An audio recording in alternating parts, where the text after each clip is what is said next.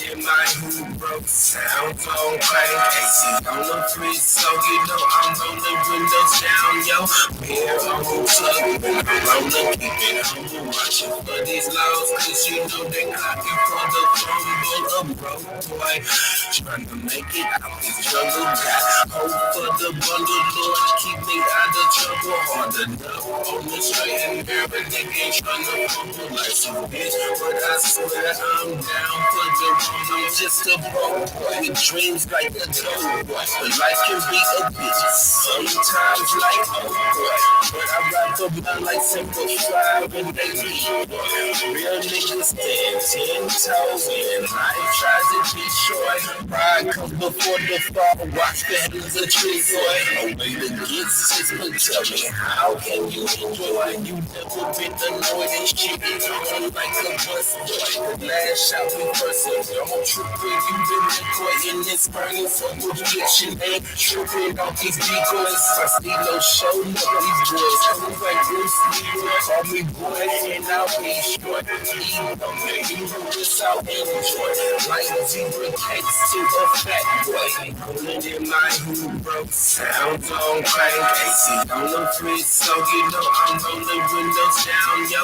Beer on the plug, when I'm rolling, keep it humble, watching for these laws, cause you know they clocking for the crumble of broke boy. Trying to make it out this jungle. Got hope for the bundle, Lord, keep me out of trouble. Hard enough on the straight and narrow, nigga ain't trying to fumble like some bitch. But I swear I'm down for the rumble. Keep it pushing when you taking L's all the time.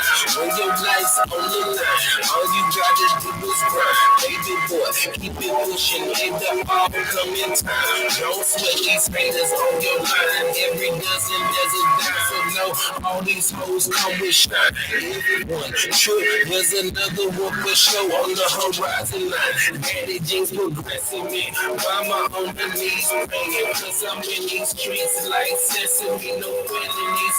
No, I'm surrounded by people in dichotomy. Do the poor decision based off of this economy.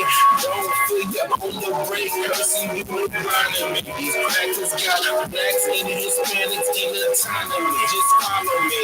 Rolling in my hood, bro. Sounds on crank. AC on the fridge, so you know I'm rolling windows down, yo. Beer on the plug, when I'm rolling, keep it humble, watching for these laws, cause you know they clocking for the crumble of broke boy. Trying to make it out this jungle. Got hope for the bundle, Lord, keep me out of trouble. Hard enough on the straight and narrow, nigga ain't trying to fumble like some bitch. But I swear I'm down for the rumble.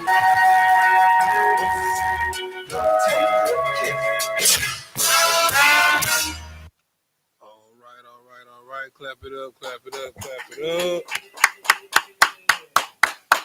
All right, it's the Israelite School of Universal Practical Knowledge. Start out of 1 West 125th Street, Harlem, New York, under commanding General YAHANNA. It is Monday, the history breakdown class, where we break it down line upon line, precept upon precept. Here little, there little. So while you do me a favor, give me a little notch on that first nine for me. Check. Mic checker 1 2 check. Perfect. All right. So we picking up where we left off before the Thanksgiving breakdown, breaking down these fruits of the spirit, right? So in this day and age and everything that's going on, uh these things are quintessential to the growth and the unification of our nation, right? So where we left off at, so we broke down what was love, right? So from the last class, Malakia, what is the definition of love? You were here. Give him the mic. Yeah, call and response, brother. See if you was paying attention and taking notes. That's the whole purpose. Because I don't see no note taking devices. You know what I'm saying? Where your notepad at, brother?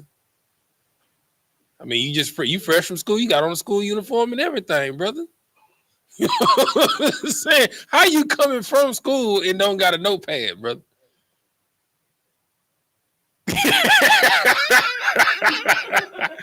So what is love according to the Bible?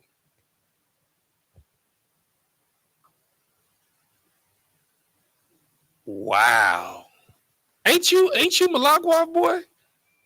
That's a doggone shame. Yakubad had his hand up next. If he don't got it, I'm coming straight to you, Sawai. First off, wait.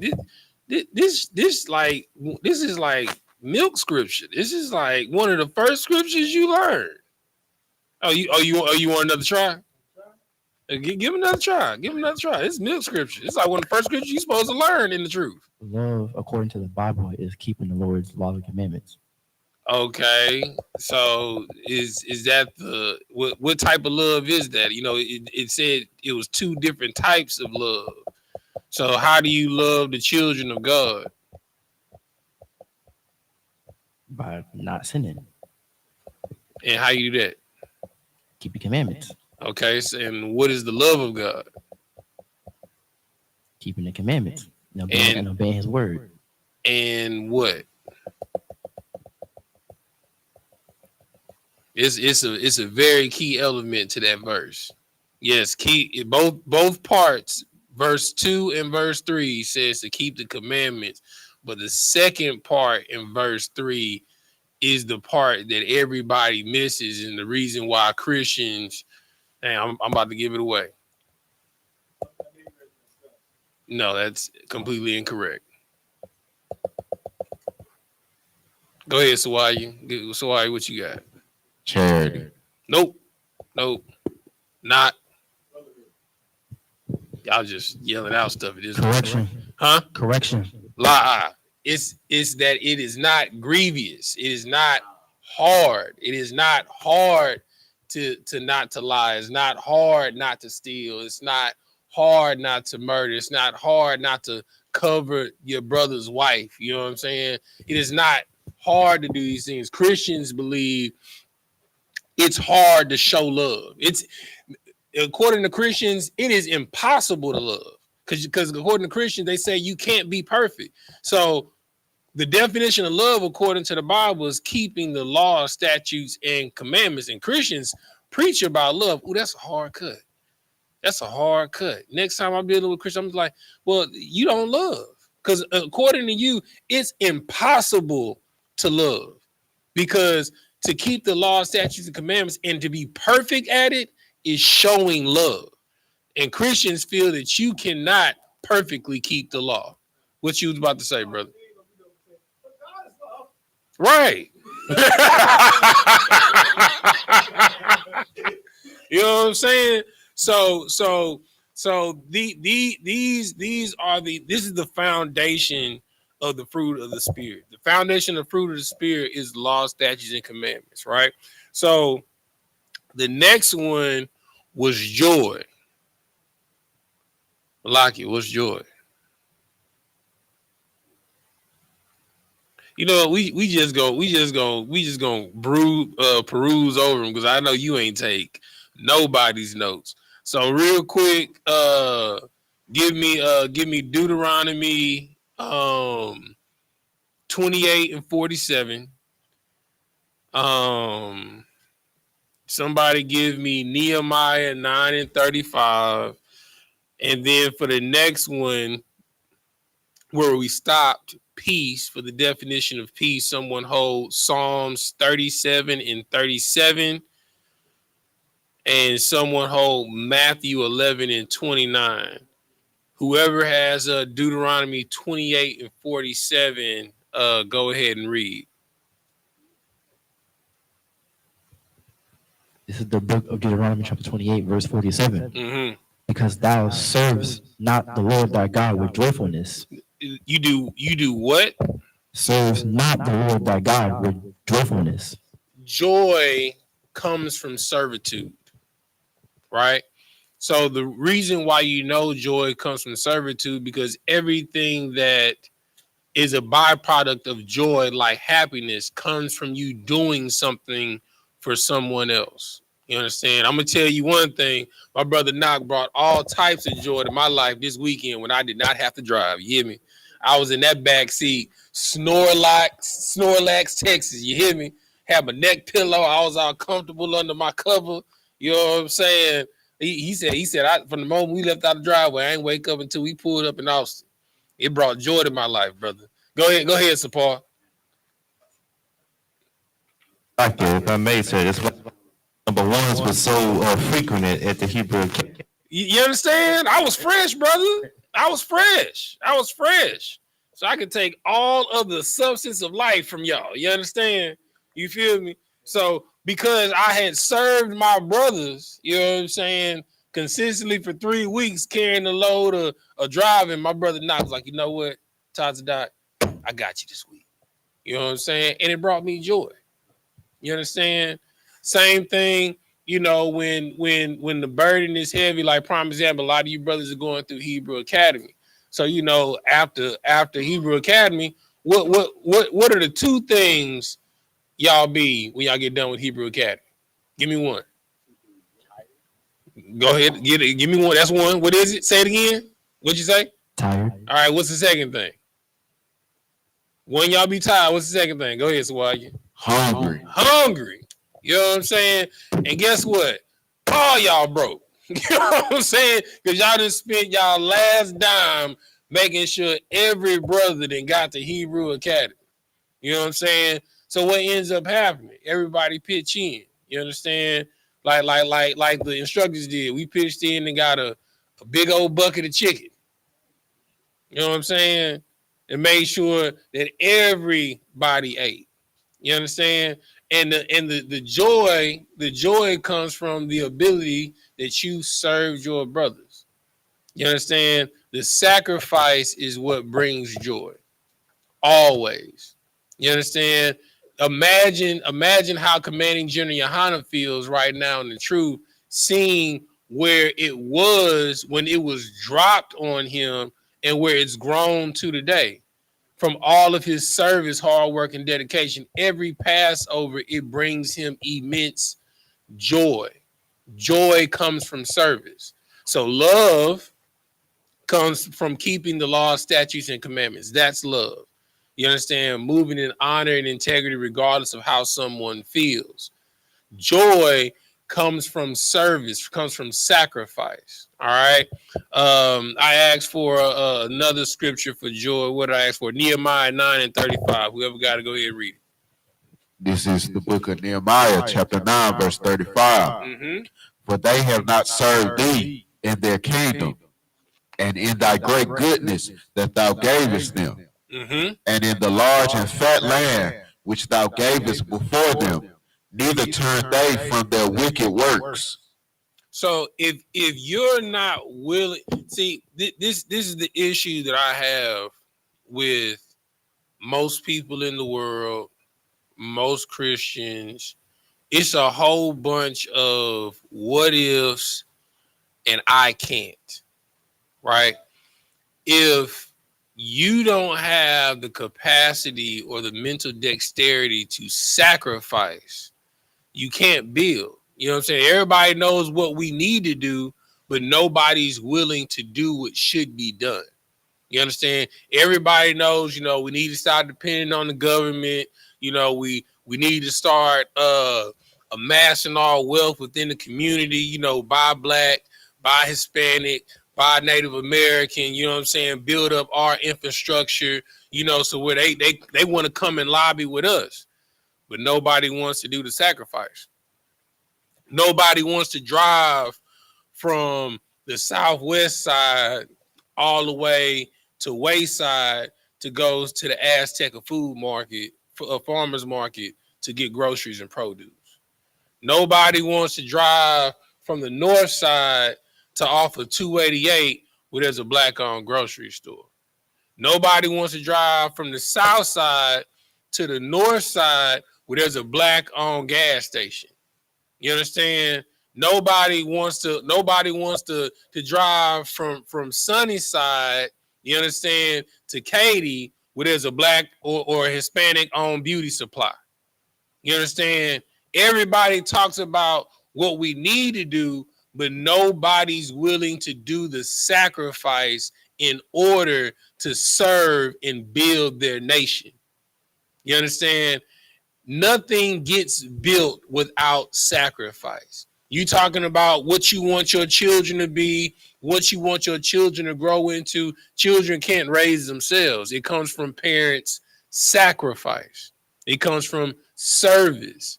So when they do graduate, you have joy. That's why you see all these parents in tears, because of all the long nights they didn't help them make their science fair projects, help them study, the money they had to save to put them in their little engineering program, and they graduating with some engineering credits to go to college, and and they in all these special programs going to where you went to, Malakia? Yeah, where did you go? Taiwan. You went to Taiwan. You know what I'm saying? Because his parents invested and sacrificed for him to be in the Mandarin Club. You know what I'm saying? So he's able to go overseas. And how old are you, Malakia? 17. Were you 17 then or 16? I was 17. Okay. So how many 17-year-olds have international experience? The only way that happens is through sacrifice and through service. And I'm pretty sure when Malakwa sees his son doing his thing, speaking Mandarin to somebody, it brings him joy, because that is a fruit of his labor. Such is the kingdom of heaven. It does not come from observation saying, lo, look, the kingdom of heaven is there. Lo, look, the kingdom of heaven is over there. You understand? It doesn't come from observation, but it comes from work. You have to be willing to put in the work. And the first heaviest part of the labor is love, because love does not feel good. Love is inconvenient. You understand? Love is being there for someone or saying something to someone that they don't want to hear. Doing something that you don't want to do. You understand? All right. Now, the next one was peace. Now, before we put these precepts for peace, anybody want to take a stab at what peace is? Deuteronomy. I'll give you all of them. Deuteronomy 28:47 from last class. Deuteronomy 12:7 and 8. Under precept for Deuteronomy 12:7 and 8. Judges 7 and 16. Romans 2 and 14. Jeremiah 31 and 34. The scripture that I just pulled was Nehemiah 9 and 35. Psalm 16 and 11. And then the ones under Psalm 16 and 11, Psalms 139 and 24, Matthew 7 and 14, and then 2nd Esdras 7 and 6 through 10. All y'all scribbling down. All right. So before we review the definition of peace off the top of your head, what gives peace? So we know that love comes from keeping the law, statutes, and commandments. Joy comes from service and sacrifice. What brings peace? Go ahead. War. You close. It's almost on the answer. Because in order to do this, it's a war every day to do it. So you real close. I'm not going to say that that's wrong, because in order to do what's necessary to have peace, it's an uphill battle every day to be this way. I damn near gave the answer away. Give me Psalms 37 and 37. And then somebody hold Matthew 11 and 29. Yeah, Psalms 37 and 37. This is the book of Psalms, chapter 37, verse 37. Mm-hmm. Mark the perfect man, and behold the upright. Say that one more time. Mark the perfect man, and behold the upright. Mm-hmm. For the end of that man is peace. For the end of that man is what? Is peace. Is what? Is peace. So read that first part one more time for me. Mark the perfect man, and behold the upright. So you have to fight to be perfect in love. You understand? You know how hard it is. You understand when the people that you love constantly betray you, the people that you love constantly lie on you, the people that you love constantly rob you. That's how Christ feels. But you have to be perfect in love, perfect in sacrificing so that you can have peace. You understand? You have to be willing to be what everybody hated when we was kids, a goody two shoes. You understand? You have to be willing to be what everybody isn't. You have to be willing to stand on principle at all times. And it is a uphill battle. When you hear a brother say something that challenges your spirit, you understand? To have a brother bring you to counsel, you understand, when you know that you've done nothing wrong and you hear this brother just make up stuff out of thin air that you've never done to him ever. You understand?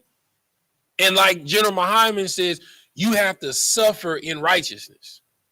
You understand? To have peace. You understand? Like what our pops always say, gotta pick and choose your battle, son. You understand? Sometimes in order to get to revelations, you understand, you feel me? Like I can't be arguing over Genesis with you, you know what I'm saying, all day, every day, and we trying to get through Revelations. I gotta sacrifice that to make sure you get this. You understand? What the hell does flat earth have to do with salvation? Nothing. You understand? Like we can argue the sun, the moon, the stars, you know, Jupiter, Uranus. We can argue all of that. But what does that have to do with salvation? What does that have to do with you putting down the alcohol? What does that have to do with you putting down the weed? What does that have to do with you leaving the whores alone? What does that have to do with you stop being a whore? Nothing. So focus on the matter, the things that matter, and hone in on those things so you can have peace. And I'm going to tell you another thing about a person that fights in uprightness. You don't have to worry about looking over your shoulder. You don't have to worry about ops coming at you all the time. You understand? Like, because the Lord's going to handle your light work. You understand? But when you're walking righteously, when a cop drives past you or pull up on you, you're not on alert because you walking right. You understand? When them lights pull up, you know your insurance is right.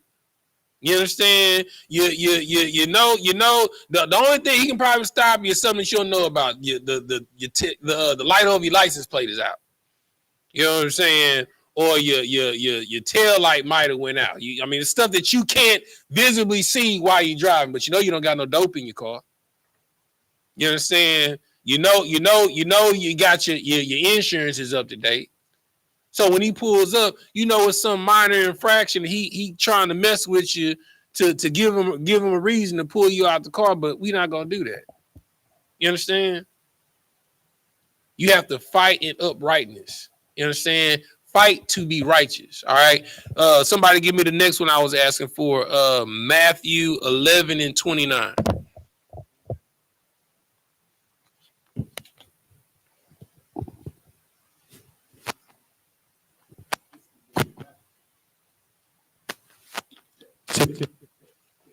Yeah, just talk loud, August. It's in the book of Matthew, chapter 11, verse 9. 29. Verse 29. Mm-hmm. Take my yoke upon you. Say that one more time. Take my yoke upon you Mm-hmm. and learn of me, for I am meek and lowly in heart, Mm-hmm. and ye shall find rest unto your soul. You understand? So the only way for you to come home and for you to have peace is to lose the ego. You understand? If you're walking around here, I mean the scriptures say it the best. Pride cometh before destruction. You understand? If you are a prideful man, you will never have peace. You will always have opposition. Not only, I mean, the opposition is going to come from your household first before it comes from the outside of the house. You can't have ego with your wife. You can't have ego with your husband. You can't have ego with your children.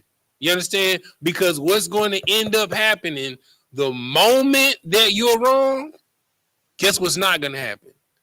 Mercy. Because you didn't show them mercy. You didn't give them understanding. You weren't meek towards them. You weren't humble towards them. What you give is what you get. You understand? And if you have ego, I promise you, you're going to destroy everything in your life. You have to be willing to sacrifice. Sometimes knowing that you're right is good enough. You understand? Because the Lord is going to teach the lesson. You don't have to always be like, see, I told you. You don't ever listen. You understand? Every time I gotta repeat myself. You don't think when you told your wife, I think you should stay at home, and she left and got in a car accident, you don't think the first thing that ran through her mind is that my husband told me to stay home? The lesson's learned. You don't have to bludgeon her over the head. She already feels humbled. But instead, when she called you, because she already nervous to make that phone call because you told her not to go nowhere, you understand? But instead of going off on the phone, the first thing you say, are you okay? Where are you? I'm on the way. That sets a whole different type of temperament in your household. And you know what it's called? Peace. Because you led with what? Love. So now, because you sacrifice the ego of me being right, guess what you have when you come home the next day? It's a home cooked meal. Joy. It all goes hand in hand. But it starts with love. Love does not feel good. It doesn't. You understand? Love is about sacrifice. It's about service. You understand? And a lot of times it's doing the right thing when it doesn't feel good. And 9 times out of 10, the right thing doesn't feel good because you want to lead carnally. You want to explode. You want to go over somebody's head. You know, you want to grab her butt. You want to lay with her. She want to lay with you. But it's everything that's lawful isn't expedient. You got to have wisdom. Which lead, hold on. Give me 2 sub-scriptures that go with this. Give me Ephesians 4:1. You're gonna read the 3, and then the last one, give me 1 John 2:6. You're gonna read the 7. Whoever got Ephesians 4:1, go ahead and read. Matter of fact, let me go there with you. Boo, boo, boo, boo, boo. All right, whoever got it, go ahead and read it. Ephesians 4:1. This is the book of Ephesians, chapter 4, verse 1. Mm-hmm. I therefore, the prisoner of the Lord, beseech you that ye walk worthy of the vocation wherewith ye are called. Now, the first thing that you have to understand is what he led with. He said that I am a prisoner of the Lord. What does that mean? What does it mean to be a prisoner of the Lord? Go ahead, now. I mean, you subject or you belong to. Right. You understand? Which, and if you know, I don't know if any of y'all been in jail. I have. When you a prisoner, you're not able to do things when you want to do it.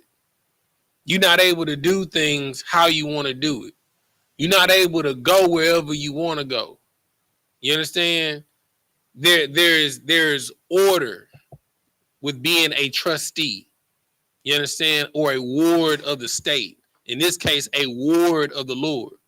You understand? When you are a prisoner of the Lord, everything that you do is in subjugation and moving circumspectly. Everything. You understand? Keep reading.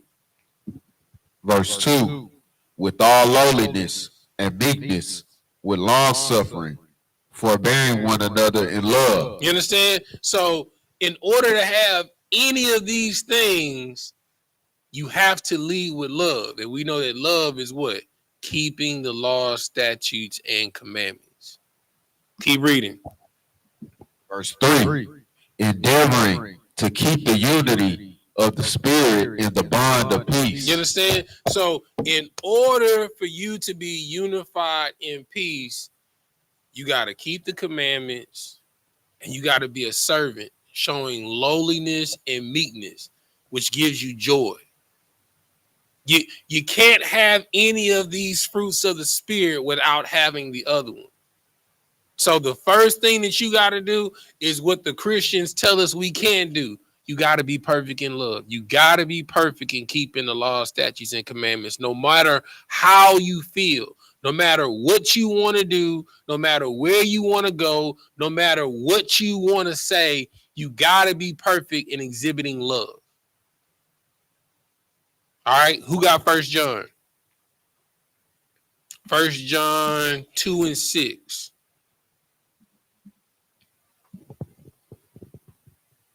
This is the book of 1 John, chapter 1. Most likely, chapter 2, verse 6. Mm-hmm. He that saith he abideth in him ought himself also to walk, even as he walked. Mm-hmm. Keep reading. Verse 7. Brethren, I write you, most likely, I write no new commandment unto you, but an old commandment which ye had from the beginning. Mm-hmm. The old commandment is the word which ye have heard from the beginning. Mm-hmm. Keep reading. Verse 8. Again, a new commandment I write unto you, which thing is true in him and in you, because the darkness is past. The what is past? The darkness is past, Mm-hmm. and the true light now shineth. Verse 9. Verse 9. He that saith he is in the light and hateth his brother is in darkness, even until now. So you can't say that you follow the Lord. You understand? And when you roll downtown or leaving downtown under the 45 bridge and a homeless man come and knock on your door, asking for food, you harsh with him. Or when you leaving, you know what I'm saying, like Knox say the Poppy store, and one of your brothers asks you for a couple of dollars, you stern with him. You know how much humility and meekness it takes for somebody to consistently ask for $1, knowing 9 times out of 10 they're gonna get turned down and told no. And for you to have the pride, the ego, and the arrogance to embarrass him, and he's already humbled himself to the point to where it don't matter who walk up, I'ma ask for a quarter. Cause I know if I ask 20 people for a quarter, you understand, and majority of them say no, and I can get 4, shoot, I can give me some chips. I get 4 quarters, I can give me some chips. I can go to the vending machine and give me some chips. You understand? That's the mindset that they have. That's the humility that they have. That's the lowliness and meekness that they have. That's the spirit that you got to have dealing with your brothers and your sisters. Go ahead, Knock. It's crazy what you're saying. It's heavy because we taught to be disrespectful to them. We taught to have respect to persons. You know what I'm saying? So we'll have the dirty boy sit in the back. You know what I'm saying? The clean guy sit up front. You know what I'm saying? Like if a clean guy comes to you and asks you a question, you'll respect him. But if a dirty man comes to you, ask you a question, you like, yo, get out of here, you bum.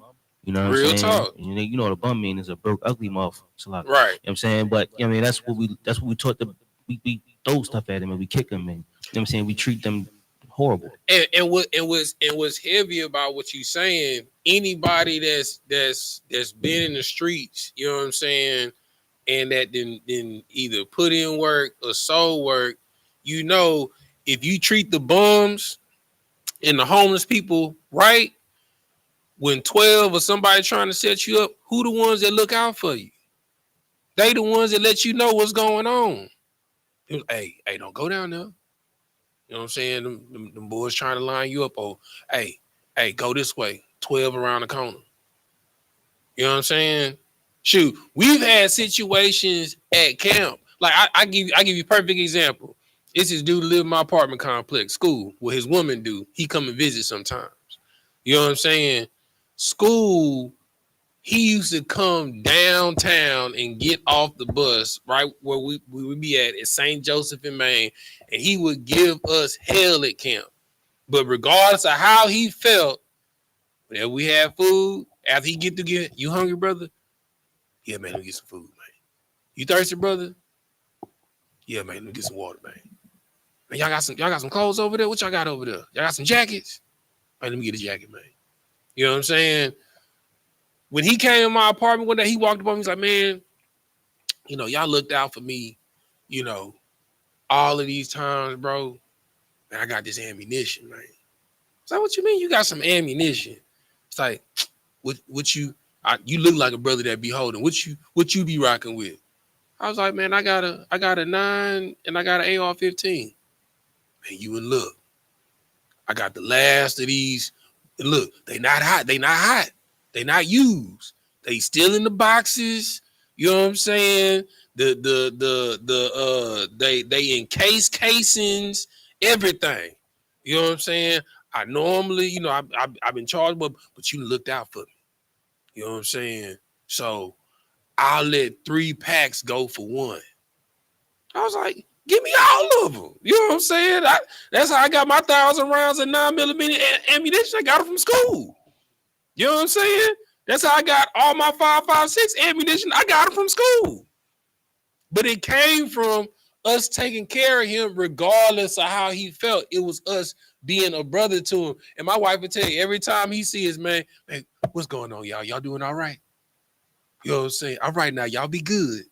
You know what I'm saying? It's a completely different spirit than how he was towards us at camp. I mean, he would rise up against us every week. But not only because we took care of him, he found out that for every morning when I used to work for Comcast, his wife would be trying to leave out and she couldn't leave because she needed to jump. It would be me, you know what I'm saying, my I.S.U.P.K right homeboy, and then my other black homeboy from across way. We would be the same ones that would give her a jump every morning. And when her alternate wasn't working, we would push her car back into the parking spot. You never know who you looking out for knows. You understand? You gotta be willing to sacrifice who you are and what you got going on to help others. That's love. And you never know what joy that's gonna bring towards you down the line. All right, now let's get to the next one. All right, so let's go back to the scripture where the fruits of the spirit are. That's in Galatians 6. Galatians 5 and 22.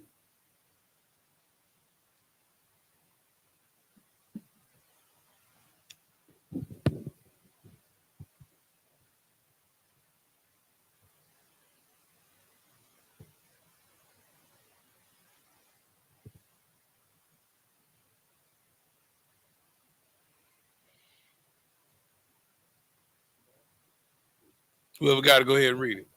Long suffering. No, go ahead and read the whole thing. Okay. This is the book of Galatians, chapter 5, verse 22. But the fruit of the Spirit is love, joy, peace, Long suffering. And what? Long suffering. And what? Long suffering. Now, let me tell you something about long suffering.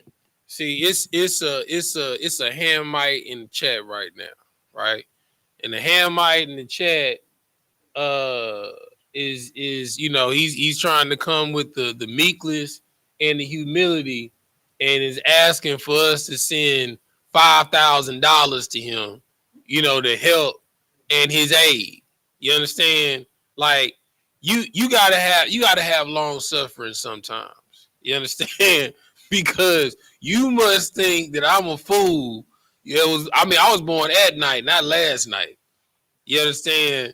Like the Lord said, you understand, the move with wisdom. But I tell you what, I got $5,000. I do. You understand? But guess what? Every single one of those dollars deserves to go to a Black, Hispanic, and Native American that's either in the same condition or worse conditions than you. You understand? I have too much love for my people to give it to another. You understand? Now, I may have empathy and compassion on you. Maybe you come up to camp, you hungry, I give you some food. If you're thirsty, we give you some water, because we do that to the other heathen nations. Do we not support? Do we not clothe the other heathen nations support? Right. But anything of monetary is going to go to my people. You understand? All right. So what we're dealing with, you understand, the next fruit of the spirit is long suffering. All right. So before we pull the scriptures and dealing with it, anybody want to take a stab at what is long suffering? Go ahead. Patience. Brother. Okay. Yeah, okay. It's so how do you get patience? Love. Yeah, that's a part of it. That's a part of it. So it's a lot of love, brother. Go ahead, nephew. Through trial. Through what? Trial. Through what? Trial. So what are the trials? One of them is, he just said it. Love. So what is love according to the Bible? Keeping the commandments. All right. So a version of a trial is keeping the law, statutes, and commandments. How do you get joy? How do you get joy? Through service. Through service. So another trial is doing service. You understand? So you're having to suffer keeping the law, statutes, and commandments when there's nothing but wickedness going on around you and people profiting from wickedness and from evil. You understand? Next, you understand, is to continue to sacrifice and serve in the face, in spite of what's going on. You understand? And how do you get peace? Being perfect. Being what? Perfect. You understand?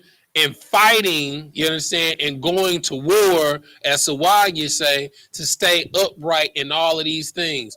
All of these things is long suffering because it don't feel good to do it. It doesn't. You know what I'm saying? When it would be so much easier when somebody popping off, or as we say in Texas, bumping their gums, you understand, to make their tongue cleave to the top of their mouth. You understand what I'm saying? Or to knock their hind parts in the dirt. You feel me? Or to lash out with the tongue. It would give me such satisfaction. You understand?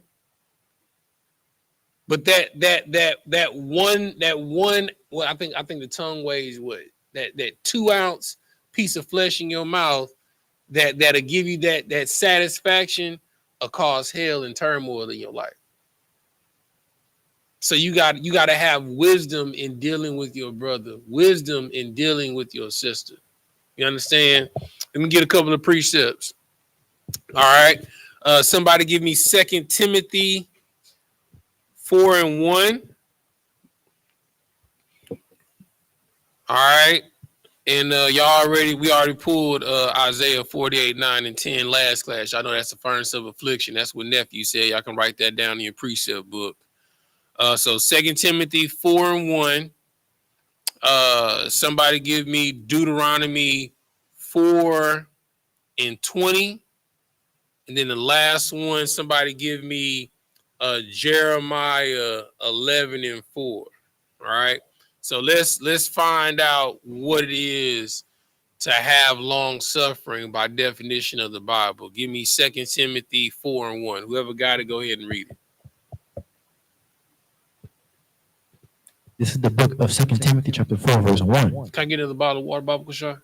I charge thee, therefore, before God Mm-hmm. and the Lord Jesus Christ. Hold on, let me get there with you. Salaki. What I say? 2 Timothy what? Chapter 4, verse 1. All right, go ahead. I charge thee before God Mm-hmm. and the Lord Jesus Christ, Mm-hmm. who shall judge the quick and dead at his appearing in his kingdom. Mm-hmm. Verse 2. Preach the word. Be instant in season. Say what? Be instant in season. What does it mean to be instant in season? What does that mean? Go ahead. Like consistent. To be ready, right? So that means at all times to be ready. How do you become ready in every season? How do you become ready?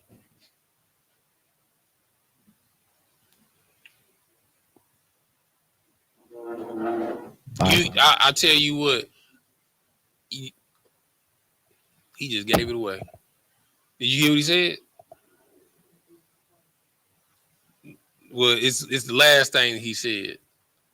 All right, what do we consistently do every week at Hebrew Academy?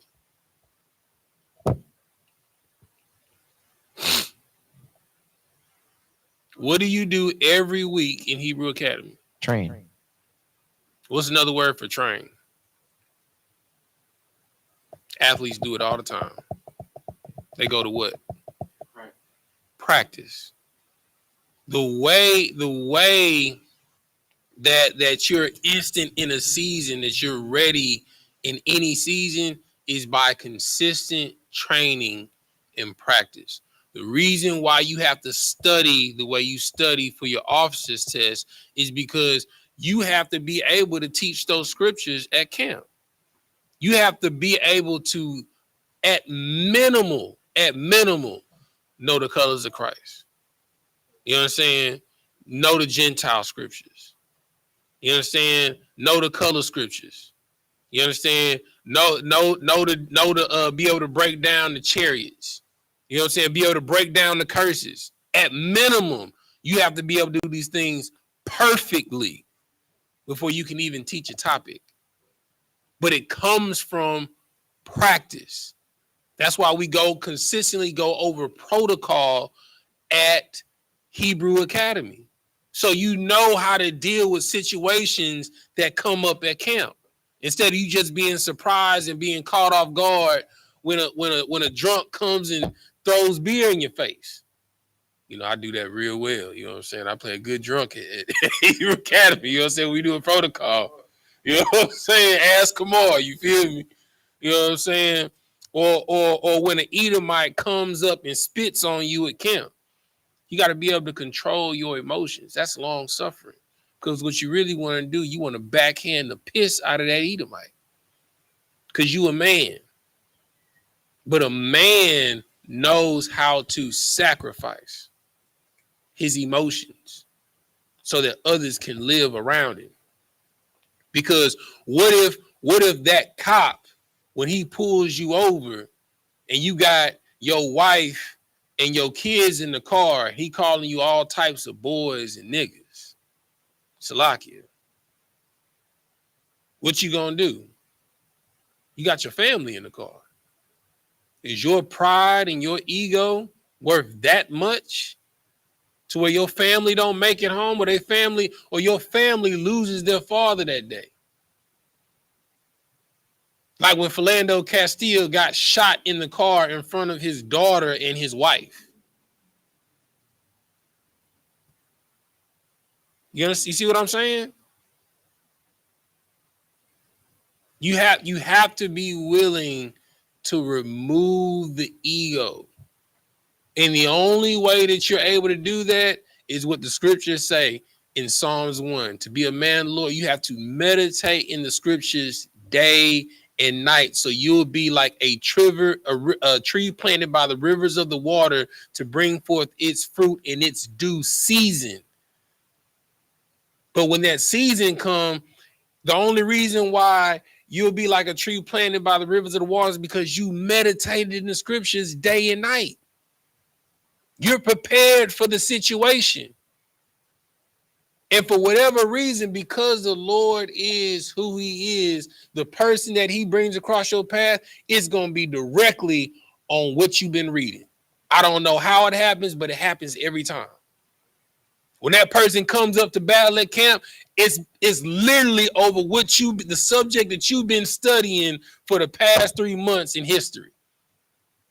You understand? Or what you went over in Hebrew class. You just so happened to show up in Hebrew class and you learned that God in Genesis ain't the most high. It's the Elohim, it's the heavenly host. When they come up and see, God created the heavens and the earth. You understand? It was the most high created everything. So you brothers don't know the Bible. And you come in there and chop them up like chop suey. You understand? He thinking it was the most high that formed Adam from the dust, and it wasn't. He be like, well, why did he say, let us make man in our own image? Why did he say us? Who is the us? You understand? You know when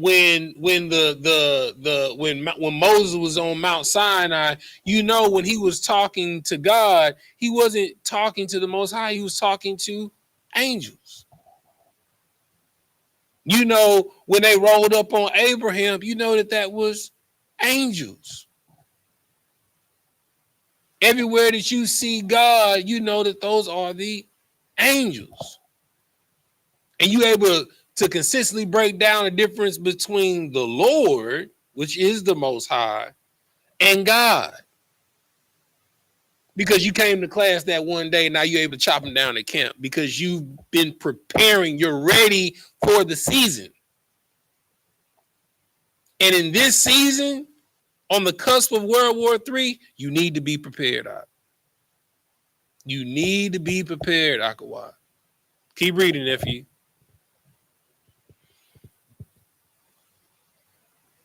I charge thee before God and the Lord Jesus Christ, who shall judge the quick and the dead at his appearing in his kingdom. Mm-hmm. Verse 2. Preach the word, being instant in season, out of season, reprove, rebuke, exhort with all long suffering and doctrine. With what? All long suffering and doctrine. What does it mean with all long suffering of doctrine? It's okay. It says, be instant in a season, out of season, reprove, rebuke, exhort with all long suffering and doctrine. What does that mean? What is long suffering and doctrine? What does that mean?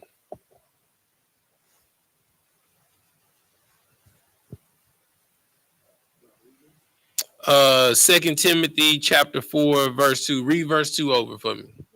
Block you.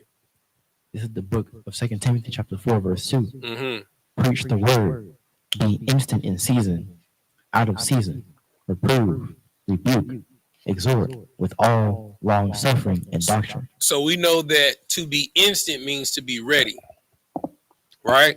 So what does it mean when it says, so you know it means it's to be ready in season, out of season. Then it says to reprove, rebuke, exhort with all long suffering and doctrine. What does that mean? All right, let's break it down line by line. What does it mean to go ahead, Sawaji? Like to be patient with a brother even when like he can't understand the scripture. Right. I'm gonna tell you the person that push my long suffering to the max. You know what I'm saying? And I got much love for this brother to this day. But young. You understand?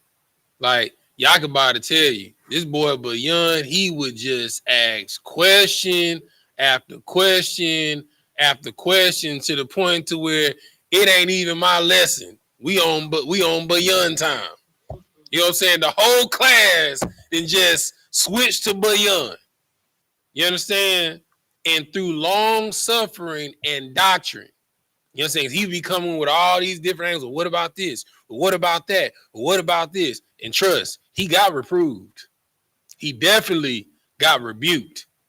You understand? And he got exhorted. You understand? To the point where that brother is growing into an excellent brother. Because y'all can about to tell you, Bayon has come a long way out. A long way. You understand? But you don't get brothers like that and to that point without long suffering. You understand? And the key thing is, if you're that brother, when you become a man of rank and a man of season, and the Lord brings somebody in that's just like you, guess what you got to do? Show long suffering. Don't be like the wicked servant that asked for mercy, and then when he got mercy and his servant came to ask for mercy, and he threw his servant in jail. You understand? All right. Where I want you to drop down to. Keep reading. You're going to go to verse 4. Verse 3.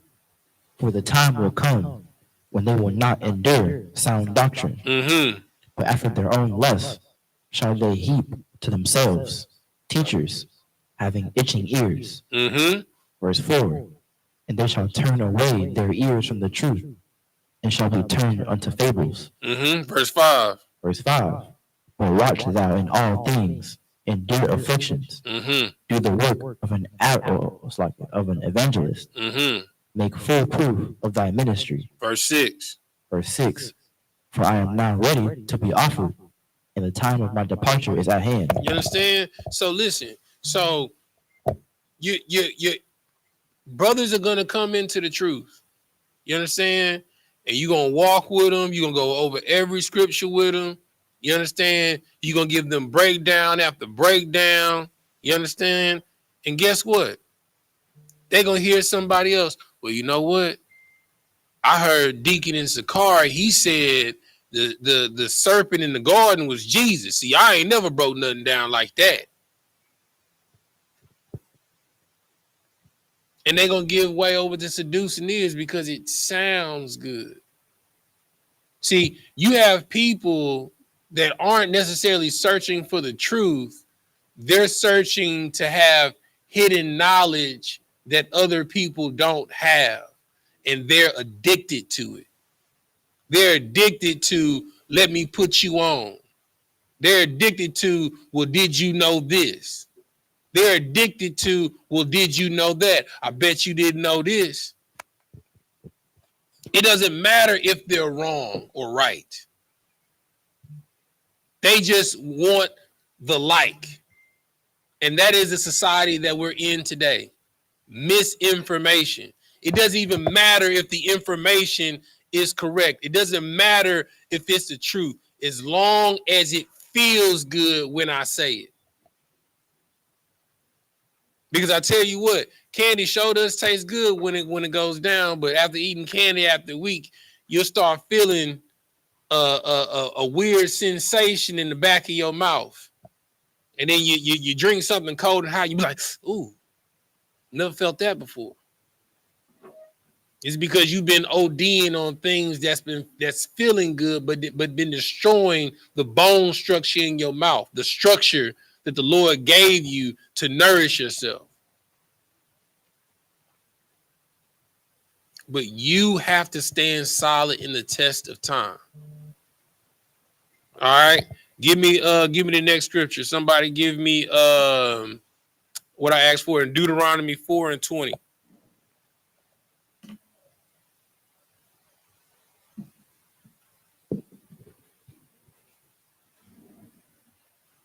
And you got to go ahead and read it. This is the book of Deuteronomy, chapter 4, verse 20. Mm-hmm. But the Lord have taken you Mm-hmm. and brought you out of the iron furnace. And out of the what? Iron furnace. Mm-hmm. Even out of Egypt. And if you don't know what Egypt means, that's Metazarayim, which means house of bondage. Go ahead. To be unto him a people of inheritance. A people of what? Of inheritance. Now,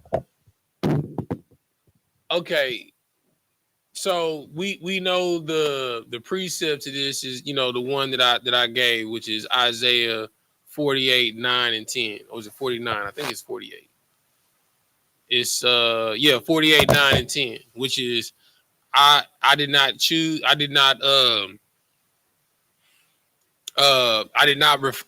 refrained from my anger for my name's sake, and I chose thee not in the furnace, not to refine thee like silver, but in the furnace of affliction. You understand? So we know the refining process for silver is that you have to heat up a furnace to 150 degrees Kelvin. That's 150,000 degrees in order to burn and melt away all the impurities. You understand? So in order to get it to that process, guess what you got to have in doing that? Patience. Because if you take that ore out of that furnace at 130,000 degrees, it's going to have impurities. If you take it out at 149,999 degrees, guess what? It's going to have impurities. You have to have the patience to watch that metal heat up from 0 to 150,000. And then after that, you have to take it out of it and bury it in the pit of sand and give it the opportunity to cool off. When you're forming steel and you forming metal, if you're a blacksmith and you making a sword, guess what you got to constantly do? You got to constantly heat it up, hammer it, shape it, put it in cold water, see if it's straight. Up. Nope, it's not straight. Got to put it back in the fire, pull it out, hammer it some more, put it back in the cold water, put it down, see if it's straight. And you got to do that over and over and over again. Go ahead, brother. The kind of work I do, we got a weld copper together that goes under pressure. You know what I'm saying? So you got to heat your copper up to 800 degrees. You got to have patience to heat the copper up, and then you braise it. And if you don't braise it correctly, you'll have a leak. You gotta put pressure on it. You gotta get up to 500 psi. And if you have a leak, which it could be a pinhole leak, you know what I'm saying, you gotta drop the pressure out, then reheat it again. And with the more you heat it, it get the black stuff on the inside. So you gotta have it's called like a purge. You gotta purge it and all of that. It takes patience. You know what I'm saying? When you making sure copper is sticking together, it takes mad patience. I mean, so what you're saying is still applies to the day. Now, let me ask you a question as someone that's dealt with this. Have you came in opposition with a job where you had to keep doing it and it just wouldn't like bend or shape right? Like what? Give me a situation where like you was just out there like, bruh, I done this a million times. So when I first started, I didn't know that the tank was empty. So even when the acetylene tank is empty, you'll still get fire, but it won't heat up hot enough. So I'm thinking that I'm like, yo, out here for like 4 hours trying to braise this copper line, but it's not going together. And the dude, like, he would yell through it's like PVC pipe to go from inside to outside. So he yelled through the pipe like, "You're still braising that copper?" A jerk, you know what I'm saying? I didn't know my tank was empty the whole time. You know what I'm saying? So I tried so hard and I could not get it. And I thought I just wasn't good at it. Right. But one day I got a new tank. And when I got the new tank, it was instant. You was like, bruh. Yeah, it was the tank the whole time. Yo, so that reminds me of like this story So basically, there was this guy that owned this private airplane wing, right? And he owned this 747. You know what I'm saying? Like, it was around the Pan Am time. You understand? And the turbine that's on the wing, like, nobody could fix the turbine. I mean, he had engineers come through there, his personal mechanics come through there. Nobody could figure out what was wrong with the turbine, to the point to where they put in brand new parts and everything. The turbine would not turn over. You understand? And then one of the Mexicans, like, look, man, I can't do it, but I know this old dude that's been doing it for over 60 years. You know what I'm saying? I give him a call, he'll show up. The owner of the airplane, the airplane wing said, hey, yo, get him over here, because the more and more time that we have with this airplane ground, that we not making no money. So the dude comes, hey, how you doing? He walks around the turbine. He looks at it. He tells him to turn it on. It click, click, click. Nothing comes on. He says, He tells him to hit it again. It click, click, click. Nothing comes on. He says, hand me that big wrench right there. He hands him the wrench. He taps it 4 times on the side of the turbine. He said, hit it. Turns over. You know what I'm saying? He charges him $100,000 for his service. You know what I'm saying? And he was like, man, I'm not paying you $100,000 for the service. Like, man, all you did was tap it in one spot. He's like, you're not paying me for tapping in one spot. You're paying me for knowing where to tap it. You understand? You feel me? You pay for the knowledge, but you know how you get the knowledge? Through long suffering. You know how long, he said he was out there for 4 hours messing around, you know what I'm saying, with this copper doggone pipe for him to realize when he got him a new tank, oh, I did it right. My tank was my tank the whole time. Go ahead, Knock. If I could now, can't nobody braise better than me. You know what I'm saying? Now. You feel me? But it takes you going through that long suffering to realize you got to check all your gauges. You know what I'm saying? When you leave the truck, you got to make sure all your instruments, you know what I'm saying, and your tanks is filled up, that you got everything that you need to do the job. That's wisdom. Because it don't matter what field you in, especially if you work in the field, the wise technicians, they make sure they have everything that they need when they leave the truck. So you don't got to go back and forth to the truck, because what does that do? That wastes time. And time is money. You know what I'm saying? It's efficiency. 15 minutes that you wasting going back and forth to the truck at each job, guess what? 15 minutes at one turns into 30 at another. Turns in to 45 minutes at another. Before you know it, you didn't wasted a whole hour that you could have had doing work at another side gig that you could have got to, that you could have made some extra money on, because you jacking around. It takes wisdom, but the only way you get that is by going through long suffering. You got to be able to suffer it to know how to deal with the issue. That's how you develop patience. The worst and the best thing that you can ask for from the Lord is patience. You have to be leery of that, because when you asking for patience, the scripture already says, if a man wants to serve the Lord, to prepare his spirit for temptation. That's off top. But if you asking the Lord for patience, and as a priest, you automatically getting tempted, you asking for the Lord to unleash the floodgates and tests for you. You want the fast track. You want to be in honors and AP classes your whole time through school. You want everybody get tests every 6 weeks. You asking for a test every week.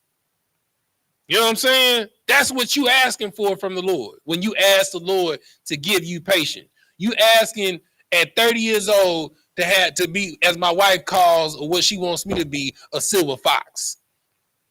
You know what I'm saying? You want to be walking around looking honorary.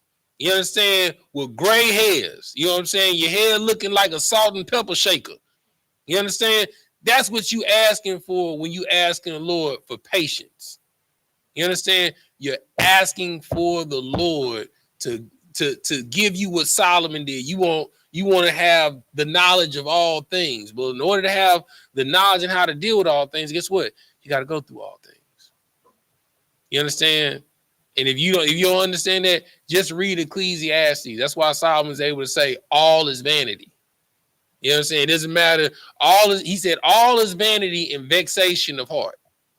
He says all the man has for the labor of his day is what? Who remembers?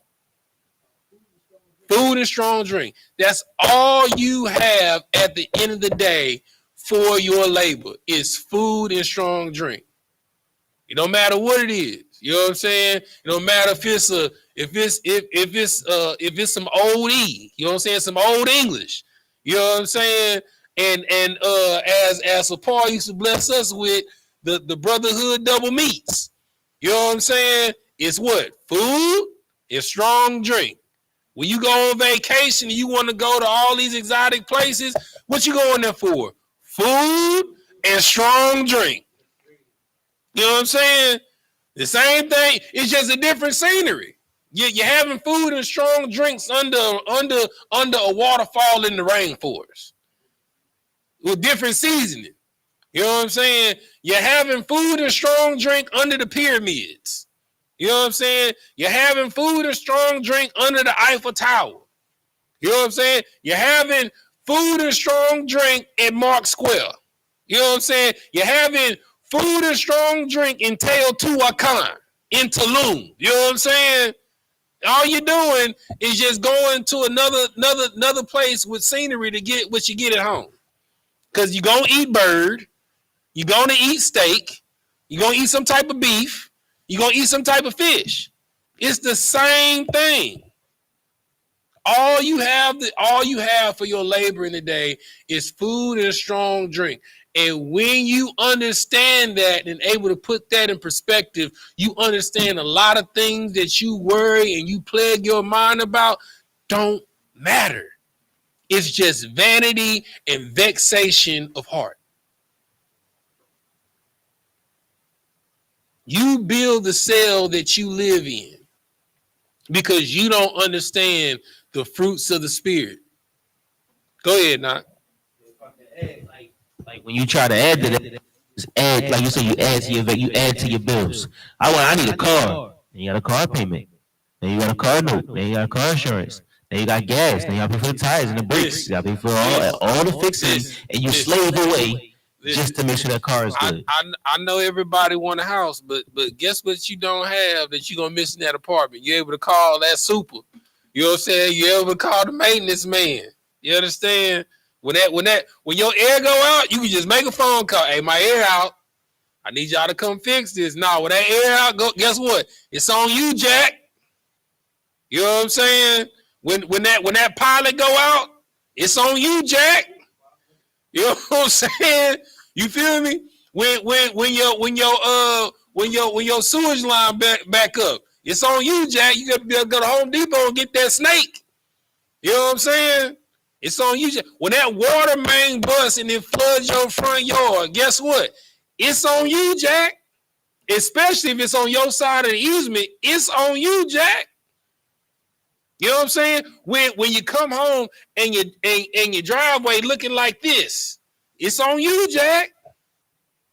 When you walk in your house and you start seeing cracks along the doorways and that foundation leaning like a kickstand, guess what? It's on you, Jack. Be careful what you ask for because it's all vanity and vexation of spirit. It's nice. Don't get it twisted. It's nice to say it's mine. But you may not be. You live in a 2-bedroom apartment. You understand? And you jealous of your homeboy that got a 3-bedroom house. Y'all both got the same amount of groceries in the refrigerator. I don't understand it. Both of y'all got 1 pack of lunch meat, 1 pack of cheese, some condiments, and a half-drink bottle of water in your refrigerator. You know what I'm saying? You think that's heaven, but that's his hell. He would give anything to make what he's making and living where you living right now. He say he lived like a king. All is vanity and vexation of spirit. We focus on the wrong things. The things that we should focus on is service and brotherhood. All right. Give me what I want. All right, let's go to the next one. Go back to Galatians 5:22. What's the next one? So we got love, we got joy, we got peace, we got long suffering. What's the next fruit of the spirit? Gentleness. Gentleness. What's a lot of kids say we supposed to be men of war? How the hell we supposed to be gentle? That don't sound manly. That don't sound gabar. You trying to have us out here demure. You know what I'm saying? You feel me? You trying to have us out here demure, sir. You feel me?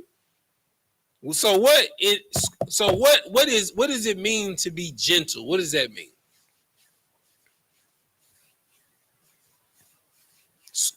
From to be a priest, what does it mean to be gentle? Go ahead. Give him the mic so they can hear you online. It's like not being a lion in your house. It's like not being a lion in your house. Explain. I mean, I like the analogy, but explain. Moving more discernment instead of like yelling and tripping about something. You'll talk about it. You know what I'm saying? Okay. So it's because you know the difference between a cub and a lion. A cub thinks it got to roar all the time. Mm-hmm. A lion knows the difference between a growl and a roar. There's different types of growls and different types of roars. Go ahead, Knock. It sound like having more compassion.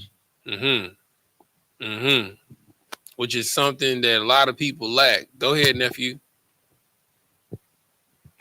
Would it be like how at camp, so we at warfare, so when we talking to people, we don't talk to them how we would talk to them in class. Like we were more. So, okay. Oh, so what's the difference in camp and what's the difference in class? At camp. So which one is gentle? In class. We're more like how, for example, my father, he would do this. And blazing on people. And yeah, camp. When they be like, go to this, do this, he'd be like, nah. But in class, he'd be like, okay, we'll do it. He's more like not understanding, but he's more willing to do something. He's more long suffering. Right.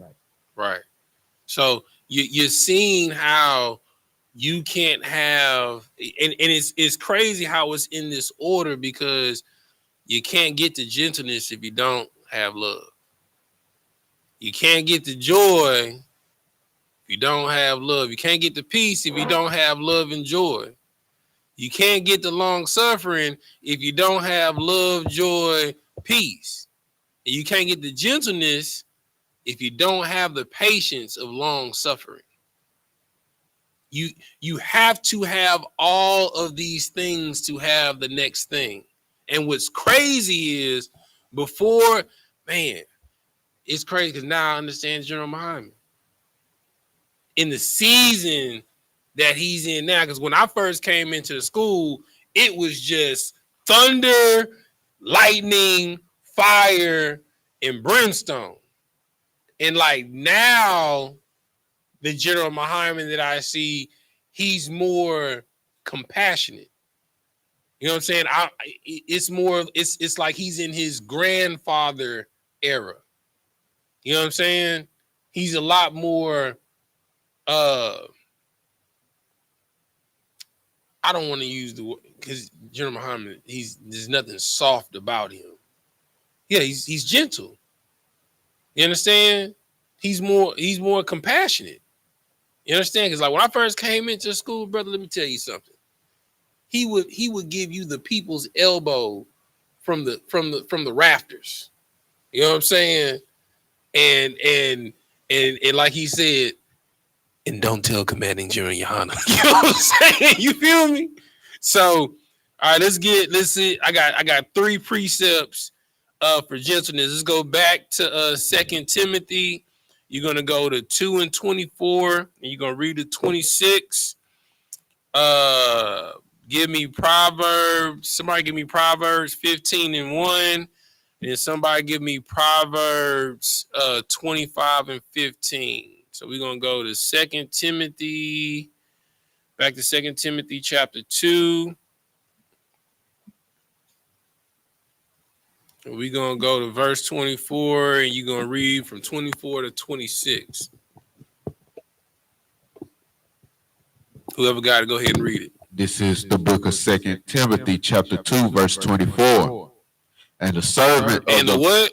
And the servant. And the what? And the servant. So what fruit of the spirit do you is a byproduct of being a servant? Love. Joy. So notice how as we reading these scriptures defining other fruits of the spirit, that it's listing attributes of other fruits of the spirit. All right, keep reading. And the servant of the Lord must not strive. Must not what? Strive. What does that mean to strive?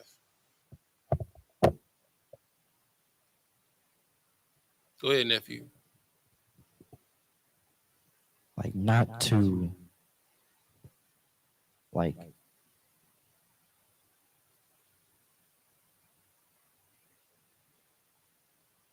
continue to like try to be gentle, but just to do it. Like, what does it mean to strive? Not get that brother a hand. You know what I'm saying? Like listen, brother.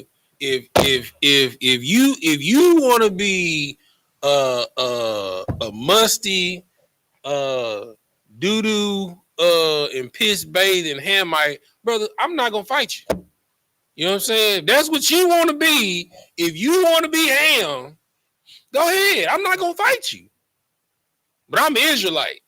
You know what I'm saying? And just because you think you Ham, I'm not Ham. You know what I'm saying? But if that's what you want to do, go ahead, brother. You know what I'm saying? Now I'm telling you what we are, but if you don't believe it, no sweat out. You know what I'm saying? Like we don't gotta fight about it. You know what I'm saying? We can agree to disagree. You know what I'm saying? There's nothing wrong with that. We can have a difference of opinion. No sweat. I promise you, a lot of y'all would have a lot more peace on social media if you took that mindset, not to strive, not to quarrel. If somebody has a different of opinion than you, guess what? You once had a difference of opinion from somebody else. They just not where you at. And guess what? That's okay. Everybody not meant to be in the truth. You understand? Unfortunately, Blacks, Hispanics, and Native Americans are going to die when Christ comes back. It's unfortunate because, like Paul, my hope is that all of Israel will be saved. But unfortunately, that's not the fact. But all we can do is to keep telling them the truth. And if they don't believe it, it's okay. I'm not going to fight with you. I'm not going to go back and forth with you. For what? I'm wasting time. That brother right there got a question. Salaki. What you got? You understand what I'm saying? Because a lot of times you got to know when is the time to step on the spirit. And you got to know when it's the time to discern that spirit is trying to distract you from what you're supposed to be doing. Because a lot of times when you're quarreling and you're fighting with someone over something that doesn't matter, you're making yourself look foolish in front of something or someone that you was meant to plant a seed in. Keep reading. But be gentle. But be what? Be gentle unto all men. Unto what? Unto all men. Apt to teach. Apt to what? To teach. To what? To teach. Now, what is the difference between teaching and quarreling? What's the difference? That's a good question. Nephew, what's the difference between teaching and quarreling? You could make it. Say it one more time. Quarreling would be. Is quarreling count? Well, technically, we're not arguing with nobody. We're just debating. Are we debating? Are we not? I mean, I've been at camps where I'm prophesying to the winds. Who am I debating with? The north wind? More like when you're battling somebody, you're debating, not quarreling. Debating. Okay, but that's not always the case, right? So it's a lot of times when we're out there speaking that there are people that are actually listening that just walk up and like prime example, like the last time we had camp in Houston when you had old boy with the dreads that was going back and forth, you know, at arms against us and all of that. And then, you know, when it came time to get the boot kids, he got the boot kids. Guess what? It was two brothers that and an Edomite that was just sitting right there at the light post. They was just listening the entire time. They didn't have any quarrel. They didn't have any debate. They were just looking for understanding and to be taught. And then when things calmed down, guess what they had? Questions. And then when they asked their question, did they debate or give quarrel back and forth? No. So you have to always be willing to teach. And even dealing with the brother that was up at arms against us, you know what I'm saying? How did he get won over in the end?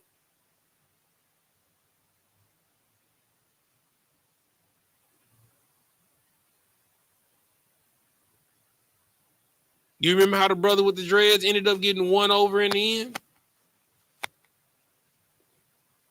With love. Or no. Because at the end of the day, even after he was like coming up against us, at the end of the day, we was like, he was cool with us. So what spirit did Cap have with him throughout all of it? Even when they was battling backwards and forwards and Cap was letting him say what he had to say and Cap said what he had to say, what spirit did Cap have the entire time?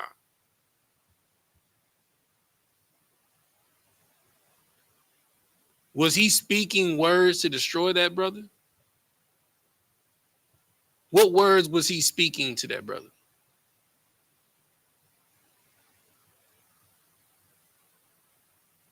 He was teaching him. He was what? He was teaching him. Cap was more apt to teach than to quarrel. Because in all of that stuff that he was saying, when he saw that Edomite get down on his knees and kiss boots, he ain't have nothing else to say. Because in all of that blackety black talk, I know this, I know that, he ain't never seen that in his life. And at that point in time, he was like, oh, these brothers the real deal. Then he took a flyer. Then he came over to the side. He was a lot more humble and he was more apt to listen to what was going on because he ain't never seen or experienced anything like that before. But the whole time Cap was talking to him, he was talking to him in the same spirit. You have to be more apt to teach. You can't be looking for opposition because 9 times out of 10, the opposition is your own people. You should always be playing chess on how to gain a brother, how to gain a sister. That's why you listen to the words that they say when they come at you and say, well, God loves everybody. You know, it's not about God loving everybody. It's because they love white people. So you attack that and ask them, why does he have more love towards his oppressor than his own people? And you just keep harping in on that. Because you know a slow drip will put a hole in the rock. You know that, right? You just have to be consistent. And that drip, it ain't pounding, it's just drip, drip, drip. It doesn't elevate in tone or pitch. It just drip, drip, drip. It's just consistent in the message. Keep reading. Verse 25. In meekness, instructing those that oppose themselves. That oppose what? Themselves. So you already got to know that the person that's coming up, they're not going to agree with you. You understand? And that's why it says don't quarrel. Like when Christ sent out the apostles, he told them to go out amongst the lost sheep, amongst the house of Israel. And when you go into the house, salute it. If they receive you, bless it. If not, kick the dust off your feet. That means kick rocks. We good. You know what I'm saying? We give them a salute. Shalom. Shalom. If they don't receive your peace, hey, give them the shalom in English. You know what I'm saying? And keep it moving. What are we fighting for? Why would you sit there and fight an hour and put 10,000 comments on a thread with somebody that's not going to believe in what you believe? You're wasting time. And you're giving yourself vexation of mind and spirit for no reason. Like, you're supposed to be at work working. You just on Facebook like, ooh, I'm going to get him with this one. I'm going to get him with this one. Ooh, I'm going to cut him with this one. And the whole time, he don't care, He don't. He just talking. And he going to talk from his standpoint. He ain't even reading what you typing. And you all worked up. Your wife call you while you at work. Dang, what's wrong with you?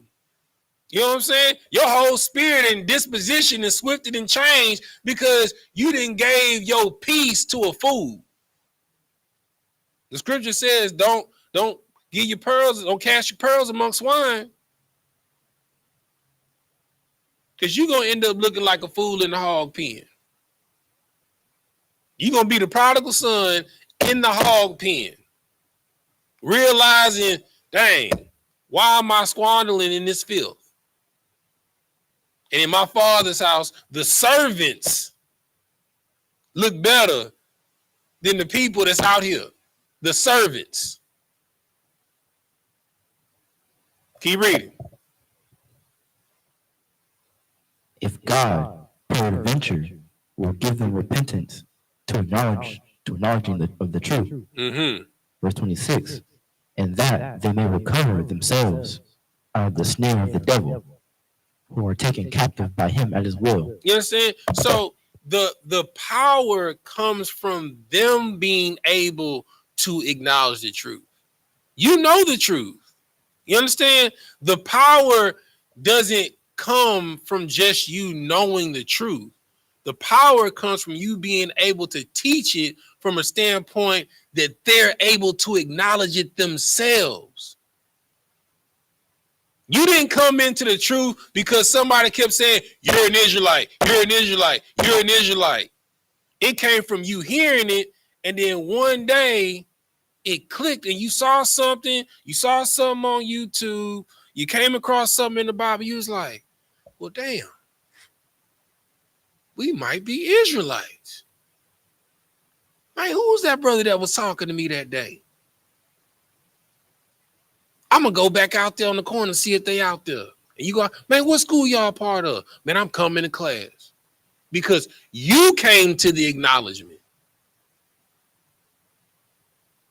That's where the power is, to be able to teach so that they can come to the truth in their own time, just like you did. You can't tell a brother to remove a plank out of his eye and you forget that you once had one in yours. You struggle with smoking weed. You struggle with being an alcoholic. You struggle with drinking syrup.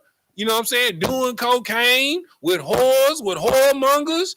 You struggle with all of that. But you want this brother and this sister to be perfect the day that they hear that they're Israelite. It's not possible, all right?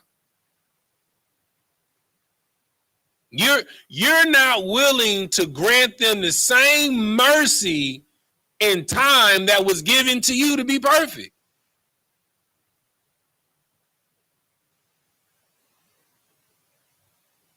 Because I came into the school, I was a student, still smoking weed, had dreads in my head, listening to class. Hell, I don't think I put the blunt down until I heard General Muhammad tell me, if you're smoking weed, you might as well blow a rod. That was it for me. He was like, because all sin is equal. You know what I'm saying? There's no sin that's greater than the other except for blasphemy. So if you smoke weed, if you a man, you might as well blow rod. Go ahead.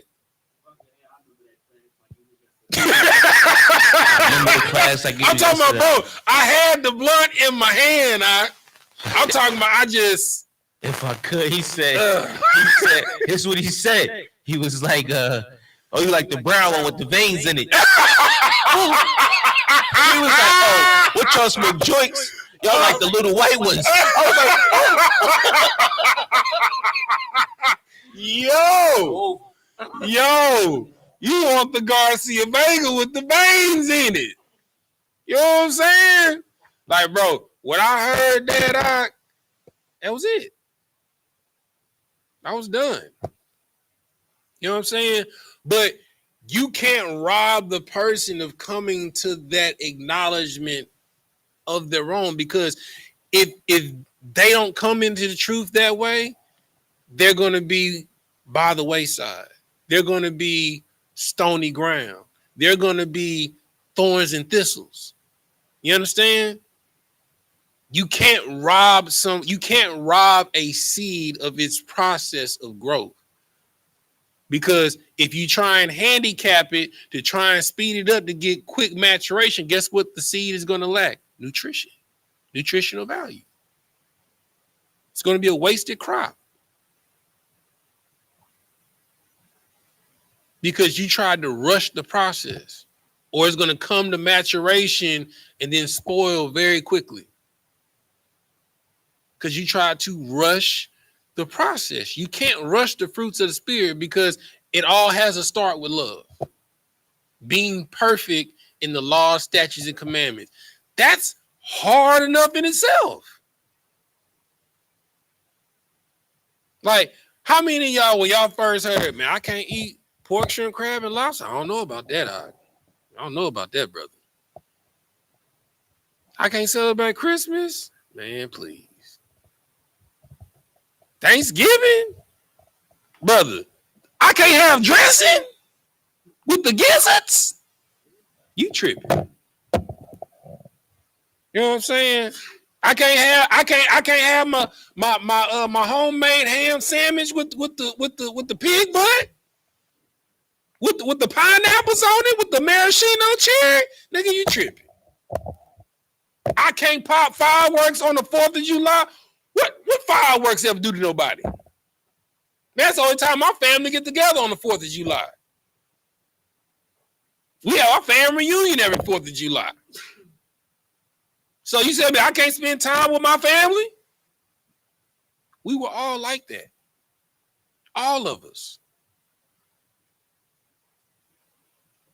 But it stuck when we acknowledge, man, Halloween ain't really what's up.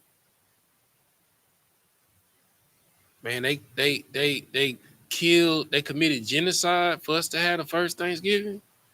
And that's not what's up. So the bulb on the tree really represent decapitated heads of Israelites? Man, that's not what's up. Go ahead, Knock. The Jingle Bells was a song about slaves running away. Come on, bro. You know what I mean? That was the bells on your head. You know what I mean? Running away from slavery. Come on, bro. Jingle bells, jingle bells, jingle bell rock. If you look up the origin of Jingle Bells, it's a slave song. Like, come on, bro. All right, give me who got We gonna do the next two precepts, and then we'll finish the last four fruits of the spirit next week. All right. So who got Proverbs 15:1?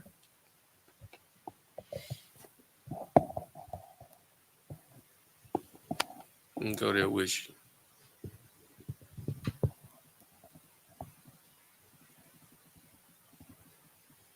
Whoever got to go ahead and read it.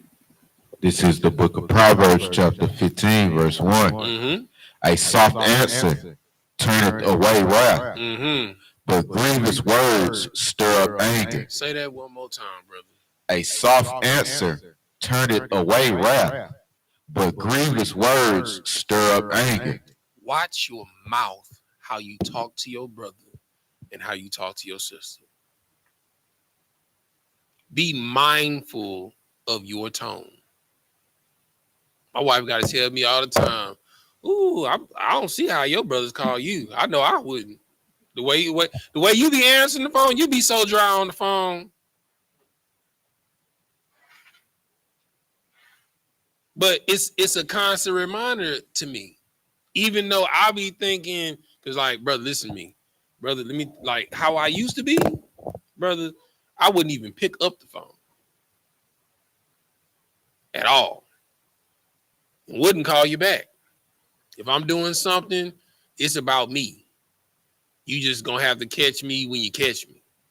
Then it went from that, to Cap saying, well, how you gonna leave brothers if brothers can't reach you? So I went from not answering the phone to I'll call them back. You know what I'm saying? To now, to remain professional, even though I didn't want to answer the phone, when I get numbers that I don't know, because I didn't answer numbers I didn't know. But now, since, my numbers associated on flyers, now I hit the General Muhammad, Shalom, how may I help you? Even scammers, I answer the phone like that. Shalom, did you know if you answer the phone when a scammer calls you and you say Shalom, how may I help you, keep saying it over and over again, they got to hang up because they have to get you to identify who you are. If you keep saying Shalom, how may I help you? They're like, well, I'm trying to like, prime example, I get these scammers that because my dad changed his number, so they call my phone now. I'm trying to reach Walter Woodward. Shalom, how may I help you? Well, it's a private matter. I was just, is this Walter Woodward? Shalom, how may I help you? Well, I don't know what that means. Do you not know what how may I help you means? I mean, yeah, but is this Walter Woodward? Why are you so volatile? I'm just trying to understand, how can I help you? You're calling my phone. How did you get this number? Did you need something? I need to know if this is Walter Woodward. You know what? Don't worry about it. If you don't, we gonna send a summons to your house and you better report. Click. All off of peace. How may I help you? The demon comes out. That's what happens when you move in gentleness and kindness. If that person's intent isn't to be gentle, kind, or meek, or humble, guess what's going to come out? The real intent, the demon. And that's what you want. Keep reading. Verse 2. So a soft answer turned away wrath, but a grievous word stir up anger. Verse 2. The tongue of the wise useth knowledge aright, but the mouth of fools pour out foolishness. But the mouth of fools does what? Pour out foolishness. You understand? Like, Knock can tell you this. Knock, let me ask you a question. What's the temperament of most people that know how to fight? You know what I'm saying? They calm, tranquilo. You know what I'm saying? They're very humble. You understand? They chill because they know if they stoke that fire, they can kill you. Like Mike Tyson says it all the time. He's like, I don't like going to the gym. He's like, when I go to the gym, my ego gets stoked up. And that killer comes out. And he said, I don't like being like that. You understand? Like most people that are proficient in the art of combat are 9 times out of 10 the most chill people. And they have to be, because if I match your energy, you could die. And guess what happens to me? I go to jail. And because my hands are registered, these are deadly weapons, so it's assault with a deadly weapon. And you know the judge is going to tell me I should have knew better.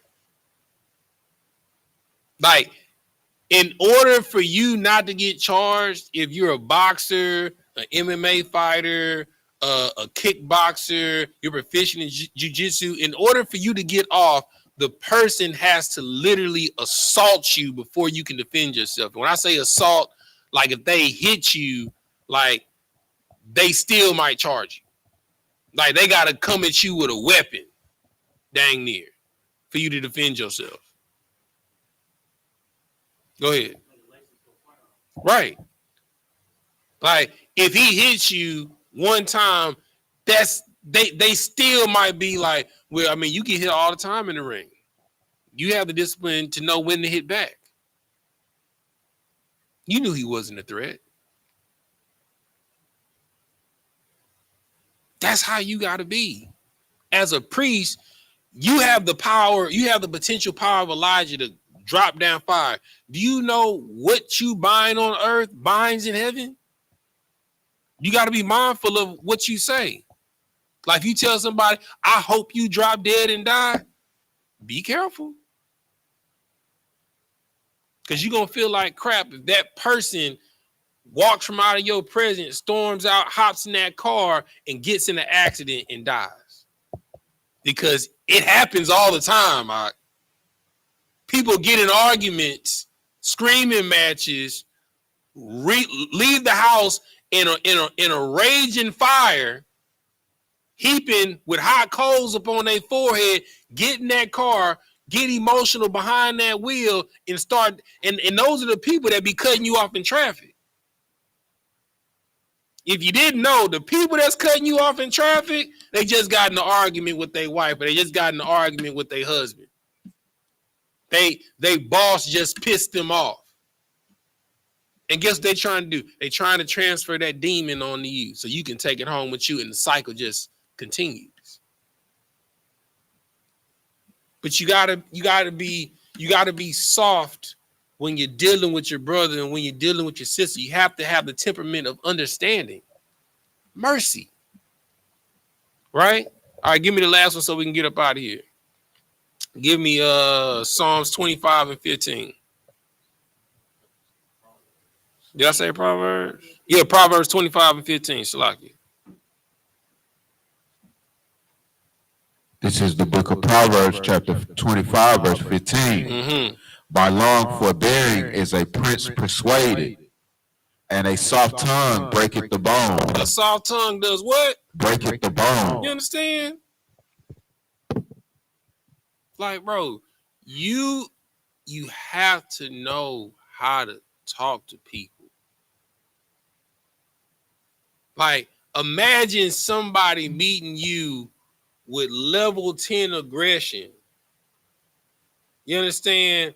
Because of something that has been miscommunicated, and instead of meeting them at 10, you right, brother, what's really going on?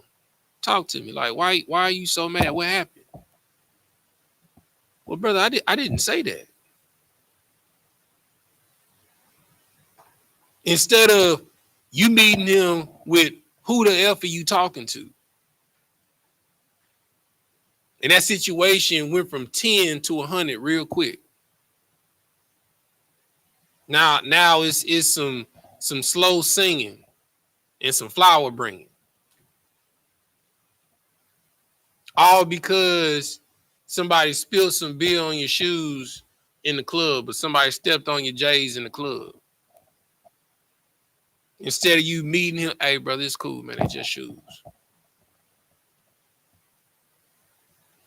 You pop off. Because best believe it, Blacks, Hispanics, Native Americans, They already on edge when they know they done stepped on your shoes because they expecting you to come with that energy. So they preparing themselves for plex. But when you meet them with a soft word, they be like, man, bro, my bad, bro. Man, let me buy you another drink. Or when you bump a brother, you knock his drink out of his hand, or his drink spill on him or spill on his lady, hey man, my bad. I'm clumsy, bro. You know what I'm saying? Let me buy you and your lady a next round, man. You diffuse the situation. Because best believe in the club, his woman gonna put that battery in his back. You know what I'm saying? Because no man wants him or his woman to be embarrassed in front of him. You diffuse the pride, brother. I'm wrong, man. I'm clumsy, bro. Look at me, man. I'm just stumbling around here. I done made a mess, bro. You know what I'm saying? You grab a napkin here, man. My bad, bro. What was y'all drinking, man? Next round is on me. You diffuse the whole situation with calmness and brotherhood. But before that, you got to have love. You got to be willing to be a servant to get joy, because it's joy to make it home and not get shot. I promise you. You know what I'm saying? You feel me? You know what I'm saying? And then you got peace. You understand? For being perfect and then having long suffering. Because you humbled yourself. You humbled yourself in allowing the brother to meet you with the volatile spirit. You know what I'm saying? You suffered him long, you let him get his venom out and all of that stuff or whatever, and you met him with kindness because he's your brother. He's not your enemy. That's the number one thing that we tell y'all in Hebrew Academy. People that you come up against in camp every week, they're your people. They're not your enemy. The whole purpose is to win a brother over, to win a sister over. All right. Anybody got any questions before we get up out of here? Breakdown. Got scripture you was reading. I got to look in the back. I know Support got something. All right. No sweat. All right. With that, we're going to say, Amaji. Go ahead. What you got? Oh, go ahead. What you got, Sawaji?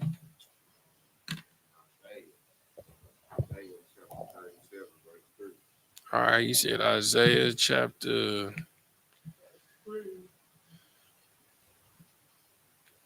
Shit, Isaiah, what'd you say, 37 and what? Verse 3.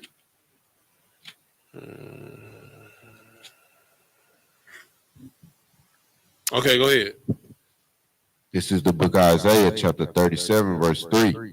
And they said unto him, Thus saith Hezekiah, this day is a day of trouble and of rebuke and of blasphemy, for the children are come to the birth, and there is not strength to bring forth. And what's your question? What does it mean by for the children are come to the birth, and there is not strength to bring forth? Okay, so to understand this, right? So, all right, go to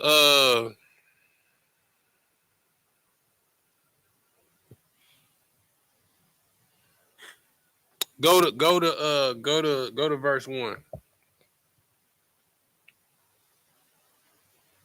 This is the book of Isaiah, chapter 37, verse 1. Mm-hmm. And it came to pass, when King Hezekiah heard it, that he rent his clothes and covered himself with sackcloth and went into the house of the Lord. So why in antiquity did the Israelites, why did they put on sackcloth?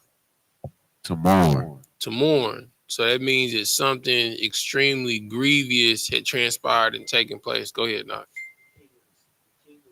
King of Assyria was taking them into captivity. Right. Okay. So they were on the brink of slavery, right? Keep reading. Verse 2. And he sent Eliakim, who was over the household, and Shebna, the scribe, and the elders of the priests, No, you good. Of the priests covered with sackcloth unto Isaiah, the prophet, the son of Amos. So basically, everybody, you understand, is in mourning for what's about to take place. Now read what you read. Verse 3. And they said unto him, thus saith Hezekiah, this day is a day of trouble. What day? This day. So that means at this moment. All right. Go ahead. Keep reading. Is a day of trouble and of rebuke and of blasphemy. For the children are come to the birth. All right. So birth, it means two things, right? So that means like when the children have come to birth, that means like when you're breaching the canal. You understand? So like from shipping terms, right? When you go to birth, that's when you're about to set sail, right? It's a beginning of a new journey. It's a beginning of a new voyage. It's the same thing when you give birth, right? It's the beginning of a new day. It's the beginning of a new journey, a new life, right? So when it says the children are about to be at birth, that means that they're going into slavery, a new life, a new journey, a new beginning that will begin this day. All right. All right, no sweat. You got anything else you want broken down on it? All right, no sweat. All right, with that, we're gonna say amagium, which means to stand. Sar, which means to turn and face the east. We're going to do the Lord's Prayer first in Hebrew, then in English. Repeat after me. Abanawa, Shabbat Shemayim, Kodash, Hayah, Shemka, Yahweh, Malakwika, Taba'ah, Ratazayaka, Hayah, Aisha, Ba'aratazah, Kawa, Hayah, Bashemayim, Nathan Lanawa, Laham, Call, Yawam, Wasalak Nawa, Kabawaki Nawa, Kasalak Nawa, Kabawaki Nawa, Wala'a, Tabi Nawa, Banasaya 1, Abal, Abashai Nawa, Mayan, Rai, Kaya, Laka, Hamalakwat, Waha Allah, Wahata Para, La Awalamium, Aman. In the English, our Father, which art in heaven, hallowed be thy name. Yahweh, thy kingdom come, thy will be done in earth as is in heaven. Give us this day our daily bread, and forgive us our debts, and forgive us our debts as we forgive our debtors. And lead us not into temptation, but deliver us from evil. For thine is the kingdom, and the power, and the glory, forever. So be it. Sar, turn the face to front. We give a courtesy salute to the brothers and to the sisters. Be the visual. By the Shabbat. Baju. Rock. Yahweh Bashim Yahweh Shah Brakatah. Got him a talk? Sar, turn the face to sisters. Be the visual. By the Shabbat. Baju. Rock. Yahweh Shemar Thah Bashim Yahweh Shah. Got him a talk? Dismiss.